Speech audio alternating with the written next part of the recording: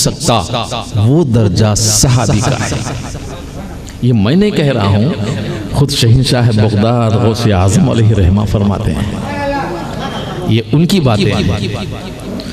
अरे सहाबी, मगर इतना बड़ा दर्जा क्यों है? क्या नमाजों की वजह से है? क्या ज़कात व हज की वजह से है? क्या अमल की वजह से है? नहीं, ये सहाबी वो है जिसको खुद सरकार कायनात सल्लल्लाहु ताला अलैहि वसल्लम फरमाते हैं, मुझे देखने वाला है। सुभान अल्लाह। कौन है? मुझे देखने वाला, मुझे देखने वाला। अब इस बात को अच्छी तरह याद रख ले, मुझे देखने वाला। देखने वाले तो अबू जहल व अबू लहब भी थे। देखने वाले अबू जहल और अबू लहब भी थे, मगर उनका दर्जा क्यों नहीं हुआ? माना ये है, मुझे देखने वाला, मगर किस तरह देखने वाला? मोहब्बत से देखने वाला। किस तरह? मोहब्बत से देखने वाला। और मेरे हर लफ्ज पर ईमान रखने वाला, हर लफ्ज को अपनाने वाला, हर लफ्ज को अपनाने वाला, हालत ईमान के साथ, हालत ईमान के साथ। ईमान का माना ही यह है कि मुस्तफ़ा को मानने वाला। एक और बात मैं आप लोगों को ज़हन नशीन कर दूं, खुदा को मानने वाले का नाम ईमान नहीं है। इस बात को अच्छी तरह याद रख ले, क्योंकि खुदा खुद कुरान फरमाता है कि आमनर रसूल, आमनर रसूल, आमनर रसूल, ईमान रसूल पर, ईमान रसूल पर। तो ईमान का माना क्या है? कि रसूल को मान जाओ। और रसूल को मानने का मतलब क्या है? कि रसूल की हर अदा को मान जाओ, हर कलाम को मान जाओ, हर चालो चलन व किरदार को मान जाओ, हर अल्फाज को मान जाओ। रसूल ने जो कुछ कह दिया, तुम्हारे जान व माल, भाई बंद, रिश्तेदार, मिल्कत व जायदाद, अहलो आयाल, किसी की परवाह ना करो। रसूल ने कह दिया छोड़ दो तो छोड़ डालो, इसका नाम ईमान। यही तो मामला है सहाबा किराम रज़ियल्लाहु ताला अलैहिम अजमईन का। जब रसूल करीम सल्लल्लाहु ताला अलैहि वसल्लम ने हिजरत फरमाई तो रसूल की मोहब्बत में अपने घर को छोड़ा, मुल्क को छोड़ा। काबतुल्लाह जिससे बेइंतहा मोहब्बत और प्यार मक्के वालों को थी, उस अल्लाह के घर को, काबतुल्लाह को भी छोड़ डाला, खुदा के घर को भी छोड़ डाला। अगर खुदा से मोहब्बत करते, खुदा से मोहब्बत करते, उसके घर को छोड़ते क्यों? तो मालूम ये हुआ रसूल की मोहब्बत ने खुदा के काबे को छुड़ा दिया। रसूल की मोहब्बत ने खुदा के घर को छुड़वा दिया। मगर खुदा का घर छूटा ही कहाँ था? खुदा का घर छूटा ही कहाँ था? अगर रसूल को छोड़ देते तो यकीन था कि खुदा का घर भी छूट जाता। रसूल को छोड़ देते, मगर वो सहाबा हैं, इसलिए उनका दर्जा बड़ा है। वो जानते हैं रसूल को छोड़ेंगे तो खुदा का घर भी छूट जाएगा, खुदा भी छूट जाएगा। तो क्या किया जाए? रसूल के दामन को मजबूत थाम लें ताकि खुदा का घर भी हमारे साथ रहे, खुदा भी साथ रहे। तो सहाबा का ये अकीदा था कि उन्होंने रात दिन, कोई घड़ी, कोई पल रसूल के दामन को नहीं छोड़ा और हमेशा थामे रहे, हमेशा सोहबत में रहे, हमेशा उनके किरदार में रहे, हमेशा अमल में रहे। रसूल का साथ एक पल के लिए भी रसूल की जुदाई बर्दाश्त नहीं की, हमेशा रसूल के साथ रहे। तो माना क्या? काबा भी उनके साथ रहा, काबे वाला भी उनके साथ रहा। यही तो कुरान कहता है, अतीउर रसूल फ़क़द अता अल्लाह, मेरे रसूल की इताअत करो तो खुदा की इताअत। रसूल के साथ हो जाओ तो खुदा भी साथ है। ये बात अलग है, ये बात अलग है। हम खुदा तक पहुंचना, ये बात अलग है कि हम खुदा तक पहुंचे, खुदा की बारगाह तक पहुंचे। वो सहाबा जिनके किरदार और साख पर कुर्बान चाहिए कि वो अपने किरदार और अमल से खुदा की बारगाह तक, खुदा तक पहुंचने का जरिया नहीं ढूंढे। खुदा को जिस बारगाह में मिलता है उस बारगाह को थामने की कोशिश में रहे। वो जानते थे मुस्तफ़ा हमारे रसूल जहाँ हैं हम वहाँ तक जाने की ज़रूरत नहीं है, हम उनकी बारगाह सोहबत में बैठे रहें, बस उसकी तजल्ली, उसकी अनवार, उसका रहम और उसका करम और उसका नूर वहीं पर हमको मिल जाएगा जहाँ हमारे नबी बैठे हैं। इसलिए उनका दर्जा बड़ा है। और कुरान मजीद फरमाता है रदियल्लाहु अन्हुम, अल्लाह उनसे राजी है। मगर उन्होंने अल्लाह को राजी करने का ऐसा काम कौन सा किया? ऐसा कौन सा काम किया अल्लाह को राजी करने का? ऐसा काम कौन सा किया? जैसे बाज़ लोग कहते हैं सारे अल्लाह के काम है, सारे अल्लाह के काम है, कुर्बानी अल्लाह का काम है, हज अल्लाह का काम है, नमाज अल्लाह का काम है, ज़कात अल्लाह का, ये सब अल्लाह का काम है। लेकिन अजीज़ों ये तो सारे प्यारे रसूल ने दिया है।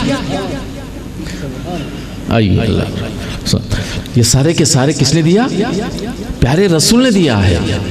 अगर ये सारे अल्लाह के काम हैं, बज़ाहिर अल्लाह के काम हैं, मगर हकीकत ये है कि प्यारे रसूल ने अता किया है, प्यारे रसूल ने दिया है और प्यारे रसूल ने समझाया है, बताया है।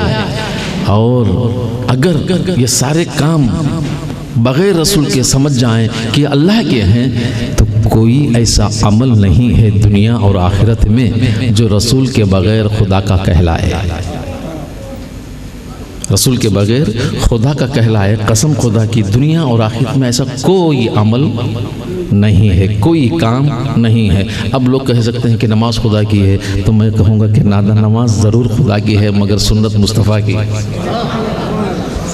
मगर सुन्नत, हाँ फ़र्ज़ नमाज खुदा की है। मैं कहता हूँ फ़र्ज़ बाद में, पहले सुन्नत अदा करा, क्योंकि फ़र्ज़ अगर से 2 रकात पढ़नी है तो सबसे पहले वो फ़र्ज़ भी सुन्नत से शुरू होती है, वो फ़र्ज़ नमाज भी सुन्नत से शुरू होती है। ऐसा तो नमाज अगर सुन्नत के बग़ैर हो जाती तो कुरान मजीद के अंदर कहीं भी वो ज़िक्र नमाज का आया है कि अक़ीमुस्सलाता व आतुज़ ज़का, मगर कहीं भी ये नहीं आया कि तुम 2 रकात खुदा की नमाज पढ़ो, तुम 3 रकात खुदा की नमाज पढ़ो, 4 रकात पढ़ो।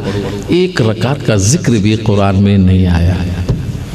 2 रकात, 3 रकात, 4 रकात, जितनी भी तरतीब आए हैं यही तो सुन्नत मुस्तफ़ा है, यही तो प्यारे रसूल ने फरमाया है। अब ज़कात खुदा ने फरमाया अक़ीमुस्सलात व आतू ज़कात, मगर कब देना, किसको देना, कितनी देना, क्या देना, ये तुम ना कुरान में नहीं मिलेगा, ये तो सुन्नत मुस्तफ़ा में मिलेगी, ये तो हदीसों में मिलेगा।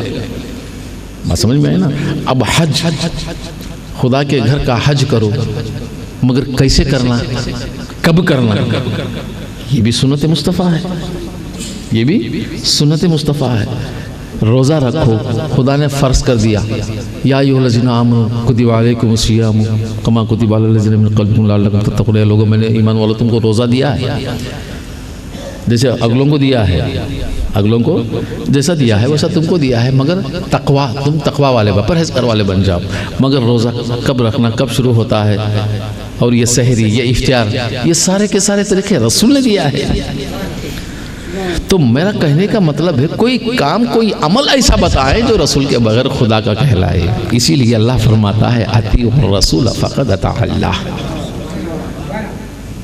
और ये सहाबा किराम रज़ियल्लाहु तआला अलैहिम अजमईन का दर्जा व फजीलत इसलिए बुलंद व बाला है कि उन्होंने आलम शहादत में हालत ईमान के साथ प्यारे रसूल को हर हमेशा तकते रहे, तकते रहे, तकते रहे। और दिल कभी भी रसूल की याद के बग़ैर उनका दिल भी नहीं, हर हमेशा दिल में रसूल की याद, चाहे वो रोज़े की हालत में हो, चाहे वो हालत नमाज में। नमाज खुदा की पढ़ते हैं मगर दिल रसूल को चाहता है। यही वजह है, अगर हमारे रसूल राज़ी हो जाएंगे तो खुदा राज़ी हो जाएगा। अरे खुदा को राज़ी करने के असबाब तो रसूल के पास है, सारा सामान रसूल की बारगाह में। अब रसूल की बारगाह को खुदा को राज़ी करने के लिए कहाँ से असबाब लाएंगे, कहाँ से सामान लाएंगे? वो ऐसा कौन सा मुकाम है, ऐसी कौन सी जगह है, ऐसी कौन सा इलाका है जो खुदा को राज़ी करने के असबाब ले सके? अब रसूल तो रसूल, जो भी चाहे रसूल की बारगाह में, रसूल की बारगाह में चले जाए, रसूल को राज़ी कर ले, खुश कर ले। रसूल जब हमसे खुश हो जाएंगे तो यकीनन हमारा खुदा खुश हो जाएगा। ये है सहाबा इकराम रज़ियल्लाहु ताला अलैहिम अजमईन की मोहब्बत, ये उनका प्यारा तरीका। इसलिए खुदा फरमाता रज़ियल्लाहु अन्हुम, हम अल्लाह उनसे राज़ी है। सारी दुनिया मिलकर खुदा को राज़ी करना और है, सारी दुनिया मिलकर खुदा को राज़ी करना और है। तो इससे वो राज़ी है या नहीं राज़ी है या क्या है, इसकी कोई गारंटी नहीं, कोई अग्रीमेंट नहीं, कोई दस्तखत नहीं, कोई सनद नहीं, कोई शहादा नहीं। समझ में आया ना? जब खुदा खुद कह दे कि बंदे मैं तुझसे राज़ी हूँ,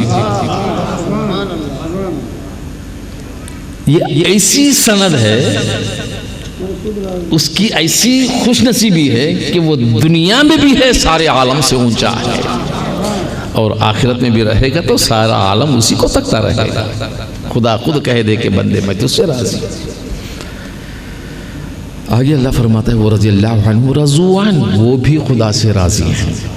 अब वो खुदा से राज़ी कब हैं, कैसे हैं? तो माना ये है दौलत की वजह से राज़ी नहीं है कि आज इंसान दौलत के पीछे, मिल्कत के पीछे, जायदाद के पीछे, शोहरत के पीछे, नाम के पीछे, ओहदे के पीछे न जाने किस तरह इंसान आज भाग रहा है। अगर उसमें कोई कमी पेशी होगी तो न जाने खुदा के ऊपर कई शिकायतें करने लग जाता है, बात करने लग जाता है, और कहीं कहीं अपने मतलब गुज़र करने लग जाता है। मगर वो राज़ी खुदा से ऐसे हैं कि अल्लाह उन्हें दे भी तब भी राज़ी, ना दे तब भी राज़ी, खिलाए तब भी राज़ी, ना खिलाए तब भी राज़ी। अल्लाह से राज़ी का माना ऐसा नहीं है कि सब कुछ आबाद रहे तो राज़ी, ये माना गलत है, ऐसा नहीं है। खुश है तो राज़ी। अब हमारे हालात भी ऐसे हैं कि हम भी सोचते हैं मैं तो 1 महीने से, 2 महीने से, 1 हफ्ते से या 4 हफ्ते से बराबर वक्त पर नमाज़ पढ़ रहा हूँ, रोज़े रख रहा हूँ, सब कुछ कर रहा हूँ, मगर मेरी हालत ऐसी है। तो इंसान समझता है, अक्सर लोग भी ये कहते हैं कि भाई 5 वक्त नमाज़ पढ़ ले बरकत आ जाएगी। इसका माना ये नहीं कि तू मालदार हो जाएगा, दौलत वाला बन जाएगा, क्योंकि अक्सर लोगों का यही तरीका है। कोई कार्य खैर, कोई अच्छा काम करने का इरादा रखते हैं तो उसका बदला जरूर चाहते हैं। अब हम दुआ भी करते हैं ना, दुआ भी करते हैं, करते कि नहीं करते? मगर याद रखो जब दुआ करते हैं, दुआ में क्या क्या मांगते हैं, क्या क्या कैसी कैसी दुआएं करते हैं, ऐसी ऐसी दुआएं करते हैं, जायज़ है तब भी, नाजायज़ वो भी। और जब दुआएं इतनी सारी करते हैं तो तुमको ये कैसे, दुआ करने वाले को ये कैसे पता कि दुआ तुम्हारी रब कबूल करेगा, जबकि तुम कहो कि खुदा से तुम कैसे राजी? जो खुदा तुम्हारी दुआ को मकबूल करके सब कुछ दे देगा, है कि नहीं? हमारे तरीके ऐसे। सवाल ऐसा नहीं है। आंखों के सामने बेटियों के गले कट जाते हैं तो राजी हैं, 3-3 दिन 4-4 दिन गले में चूल्हा नहीं जलता, पेट पर पत्थर बांधते हैं तब भी राजी हैं। दुश्मनाने इस्लाम जलते पत्थर सीनों पर रख दिए हैं तब भी राजी हैं। घरों को तोड़ डाला, जायदाद को लूट लिया तब भी राजी हैं। शहर से छुड़ाया तब भी राजी हैं। कहाँ गई दौलत, कहाँ गई तिजारत, कहाँ गया माल? वही सिद्दीक़ अकबर रज़ियल्लाहु ताला अन्हु से पूछे, फारूक आज़म से पूछे। आज हर इंसान यही चाहता है कि नमाज का बदला, रोजे का बदला, हज का बदला, ज़कात का बदला, सब कुछ आबाद रहे। सवाल नहीं है। अगर मिलकर नमाज रोज़ा अमल के बदले, नमाज से, रोजे से, हज से, ज़कात से, कार्य खैर से, सदक़ात से, खैरात से अगर इंसान में बरकत ऐसी, वो दौलत वाला बन जाए, मिल्कत वाला बन जाए, जायदाद वाला बन जाए, वो जो चाहता है वो मिल जाए, तो सबसे अच्छी नमाज सिद्दीक़ अकबर की है, सबसे अच्छा अमल सिद्दीक़ अकबर का है, सबसे ज़्यादा नेकियां सिद्दीक़ अकबर रज़ियल्लाहु ताला अन्हु के। अरे नेकियों की बात तो दूर है, उनकी एक नेकी सारी दुनिया को काफ़ी है।